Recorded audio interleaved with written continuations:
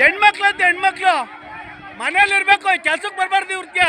ಜಿಬಿಡಿಎ township ಯೋಜನೆಗೆ ಭೂ ಸ್ವಾಧೀನ ಸಂಬಂಧ ವಿರೋಧ ಮತ್ತಷ್ಟು ತೀವ್ರಗೊಂಡಿದೆ.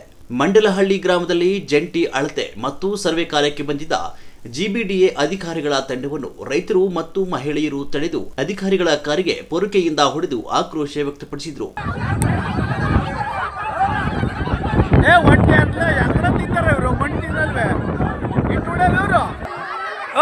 ಹೆಣ್ಮಕ್ಳು ಮನೇಲಿರ್ಬೇಕಾಯ್ತು, ಇಟ್ಟುಂಡಲ್ವ ಅವರು? ಹೆಣ್ಮಕ್ಳು ಮನೇಲಿರ್ಬೇಕು, ಕೆಲ್ಸಕ್ಕೆ ಬರಬಾರ್ದು ಇವ್ರಿಗೆ.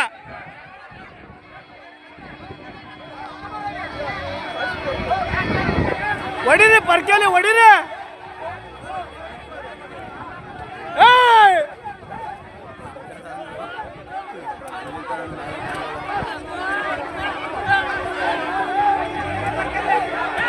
ಕಳೆದ 490 ದಿನಕ್ಕೂ ಹೆಚ್ಚು ದಿನಗಳಿಂದ ಜಿಬಿಡಿಎ ಟೌನ್ಶಿಪ್ ಅನ್ನು ವಿರೋಧಿಸ್ತಾ ಇರುವ ಸ್ಥಳೀಯ ರೈತರ ಆಕ್ರೋಶ ದಿನದಿಂದ ದಿನಕ್ಕೆ ಹೆಚ್ಚಾಗ್ತಿದೆ.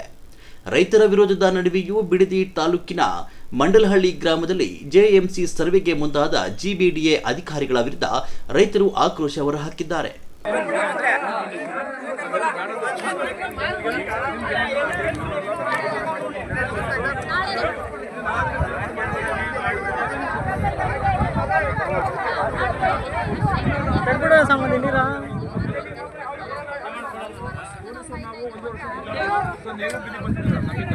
ನಾವು ಬಿದ್ದಿದ್ದೇವೆ, ಪೊಲೀಸರು ದಯವಿಟ್ಟು ನಾವು ನಿಮ್ಮನ್ನು ಬೇಡ ಬಂದ್ರೆ ಸಂಬಳ ಕೊಡ್ತಾರೆ, ಬಿಡ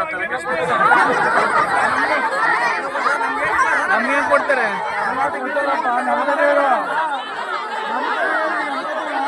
ನಾವು ಬೆಳೆದವ್ರು, ನೀವು ಸಂಬಳ ಕೊಟ್ರೆ ಏನು ಪ್ರಯೋಜನ ಇಲ್ವಲ್ಲ.